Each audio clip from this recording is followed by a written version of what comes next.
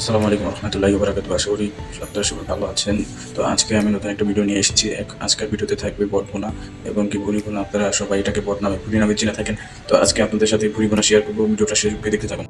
আপনারা এখন দেখতে পাচ্ছেন আমি গরম পানির ভিতরে বটটাকে সুন্দরভাবে ছেড়ে দিয়েছি। এখন আস্তে আস্তে এটা গরম হচ্ছে।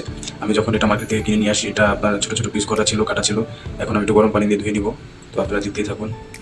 আপনারা এখানে দেখতে পারতেছেন আমি 1 কাপ পরিমাণ পেঁয়াজ কেটে নিয়েছি, একটি রসুন কেটে নিয়েছি, 3টি দুন্দুল কেটে নিয়েছি, 4টি আলু কেটে নিয়েছি ছোট ছোট।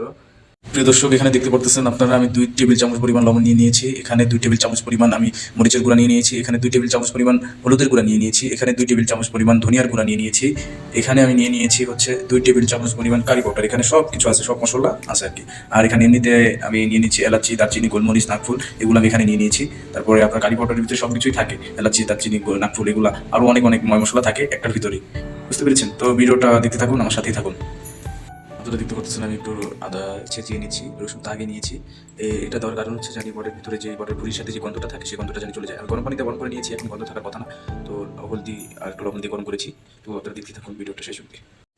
আপনারা দেখতে পাচ্ছেন আমি এখন চুলায় বসিয়ে দিয়েছি। এখানে আলু, পেঁয়াজে, রসুন, দুন্দুল এগুলো দিয়ে আমি এখানে বসিয়ে দিয়েছি।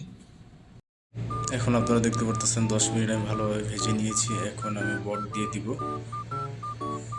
আপনারা দেখতে পাচ্ছেন আমি ময় মশলা, বট, হলদি মরিচ সব কিছু দিয়ে দিয়েছি। এখন আমি এটাকে 10 মিনিট পর্যন্ত আমি এটাকে গরম করবো, আর হয়ে যাবে। কেননা বটটাকে আমি আগে সিদ্ধ করে নিয়েছি আধা ঘন্টা। 10 মিনিট পর্যন্ত আমি ঢাকনা দিয়ে রেখে দিব। এখন আমি ঢাকনা দিয়ে রেখে দিচ্ছি। আপনার ভিডিওটা দেখতেই থাকুন, আমার সাথেই থাকুন। এখন আমি ঢাকনা খুলে দেখবো এই জিনিসটা হয়েছে কি হয় নাই। মোটামুটি হয়ে গিয়েছে। এখন আমি একটু নেড়ে দেখবো এটা কীরকম হয়েছে। আশা করি হয়ে গিয়েছে। তো মাশাআল্লাহ হয়ে গিয়েছে। এখন আমি এটাকে নামিয়ে দেখাবো আপনাকে। আপনারা আমার সাথেই থাকুন। আপনারা যারা বট পছন্দ করেন, আপনারা জানেন যে গরম ভাতের সাথে বট দিয়ে ভাত খেতে কত মজা লাগে। এখন আমি আপনাদেরকে গরম ভাতের সাথে ভুড়ি ভুনা দিয়ে ভাত খেয়ে দেখাবো। আপনারা দেখতেই থাকুন।